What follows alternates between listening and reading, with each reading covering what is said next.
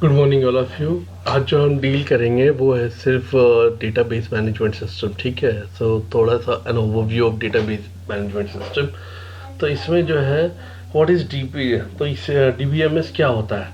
A large integrated collection of data, a large integrated collection of data.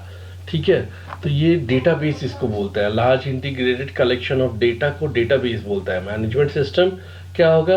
And हैन an application program to access those data. ठीक है, so that is deep data definition of database management system. The database management system का definition क्या है? Database management system is a collection of data and an application program to access those data. ठीक है, तो ये DBMS models in a real world enterprise यानी entities क्या हुआ? स्टूडेंट, कोर्स, रिलेशनशिप क्या हुआ? तो एंटिटीज क्या हुआ? What is entity? जैसे तुम्हारे क्लास में तुमको हम बोलेंगे कि MCA 1 MCA 3 is a class. ठीक है, क्लास में क्या हुआ? स्टूडेंट इज अ क्लास, तो स्टूडेंट हो गया तुम्हारा एंटिटी। और उसके बाद एंटिटी का ऑब्जेक्ट क्या हुआ?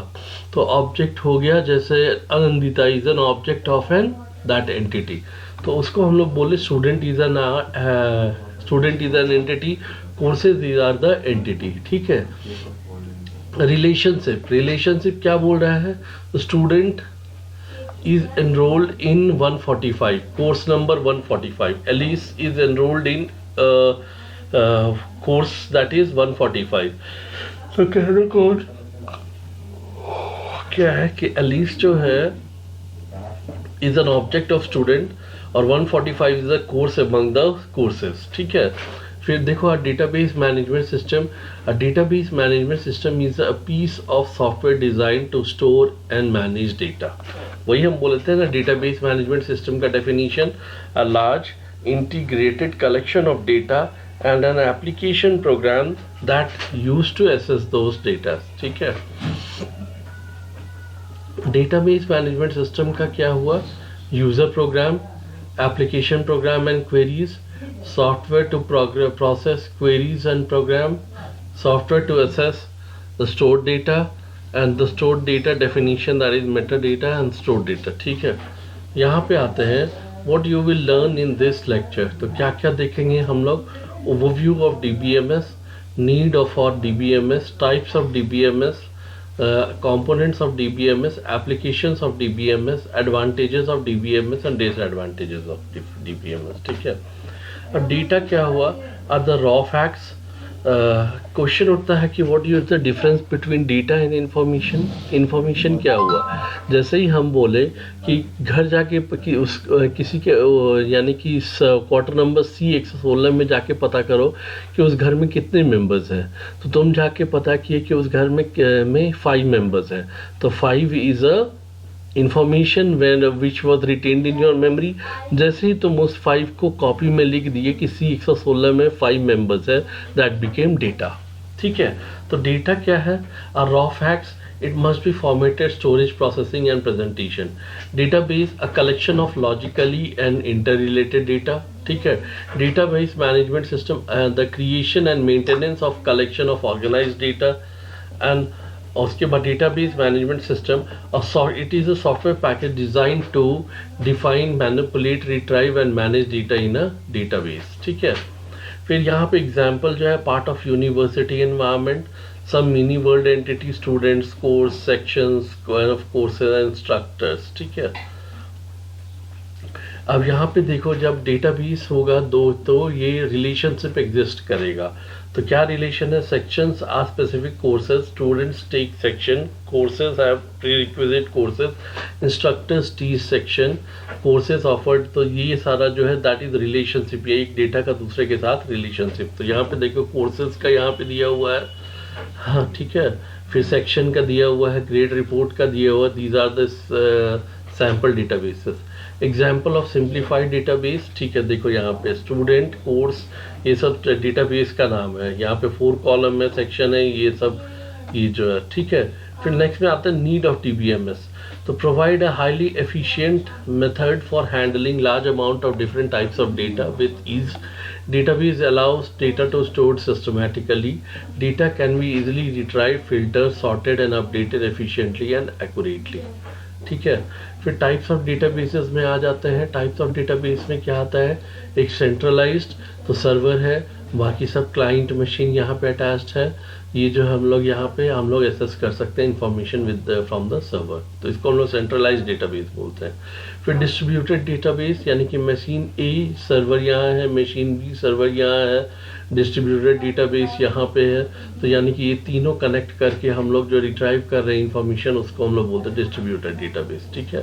Component of DBMS. So component of database में database users, data, software and procedures, hardware, database access language.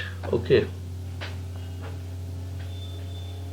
यहाँ पे दिखा हुआ procedure and standards, rights and एनफोर्सेस, तो ये सारा तुमको DBMS का है. फिर डेटाबेस यूजर्स क्या होता है, तो एंड यूजर्स यानी कि कहने का मतलब end users, they are the data for queries, reports and some of them update the database content. यानी कि ये जो है ये they fire queries and reports and update the database content. ठीक है. End users. सोफिस्टिकेटेड मतलब these include the business analytic scientist, engineers and other thoroughly familiar with the system capabilities. ये हो गया sophisticated users. और naive जो है they are used previously well defined function against the database. ठीक है. तो नेक्स्ट में आता है डेटाबेस यूजर्स. तो डेटाबेस यूजर्स में डेटाबेस एडमिनिस्ट्रेटर कौन है, डेटाबेस एडमिनिस्ट्रेटर जो है उस डेटाबेस का मालिक होता है, वो कुछ भी उस डेटाबेस के साथ कर सकता है, उसी को बोलते हैं डेटाबेस एडमिनिस्ट्रेटर. ठीक है. Application programmers responsible for writing database application programs in some programming language. ठीक है. Data the collection of facts stored in the database. Data is stored, updated and retrieve to form a database. ठीक है. Database contains both operational and meta data. फिर next में आते हैं software. Software क्या है, operating system software, DBMS software, network software, application software. Hardware क्या होता है, डेटा. अब यहाँ पे हम लोग डिफरेंट टाइप्स ऑफ लैंग्वेजेस हम लोग यूज़ करते हैं डेटाबेस मैनेजमेंट सिस्टम में. तो एक होता है डेटा डेफिनेशन लैंग्वेज, जिसमें हम लोग क्या करेंगे, क्रिएट, ऑल्टर और ड्रॉप करेंगे. एक होता है डेटा मैनिपुलेशन लैंग्वेज, जिसमें हम लोग करेंगे insert, select, update and delete. फिर एक होता है डेटाबेस कंट्रोल लैंग्वेज, इसमें हम लोग करेंगे ग्रांट, रिवोक. फिर नेक्स्ट में आता है तुम्हारा ट्रांजैक्शन कंट्रोल लैंग्वेज, TCL, यानी कि कमिट एंड रोल बैक, जो ट्रांजैक्शन के लिए रिस्पॉन्सिबल है. एप्लीकेशंस ऑफ DBMS कहाँ अप्लाई करते हैं, banking, airline, university, credit transaction, sales, human resource. ठीक है. फिर नेक्स्ट में एप्लीकेशन ऑफ DBMS में जो है traditional application, numerical and textual database. फिर मोर रिसेंट एप्लीकेशंस में हम लोग आते हैं multimedia database, geographic information system, data warehouse, real time active database and many other applications. ठीक है. Advantages of using A database approach. तो ये जो है कंट्रोलिंग रिडंडेंसी का क्या मतलब क्या होता है, रिपीटिशन ऑफ डेटा, यानी कि बहुत ज़्यादा रिपीट कर रहा है अगर डेटा तुम्हारा, तो उसी को हम लोग बोलेंगे रिडंडेंसी. तो controlling redundancy in data storage and in development and maintenance efforts. ठीक है. Restricting unauthorized access to data, providing storage structure, providing backup and recoveries. तो ये सारा जो है these are the advantages of databases. ठीक है. अब यहाँ पे आते हैं when not to use DBMS. ठीक है. तो इसमें if database and applications are simple, well defined and not expected to change, तो वहाँ हम लोग DBMS नहीं यूज़ करेंगे. High initial investment are possible, need for additional hardware, वहाँ पे भी हम लोग नहीं यूज़ करेंगे. Overhead for providing generality, security, concurrency control, recovery and integrity function, वहाँ पे भी नहीं नीड करेंगे. और if ESS multiple user not required. ठीक है. फिर नेक्स्ट में आता है what are the current trends. तो multimedia databases, distributed documented oriented databases, mobile embedded databases. तो these are the some introduction about the database management system. ठीक है. इसको देख लो, फिर नेक्स्ट क्लास में हम लोग करेंगे.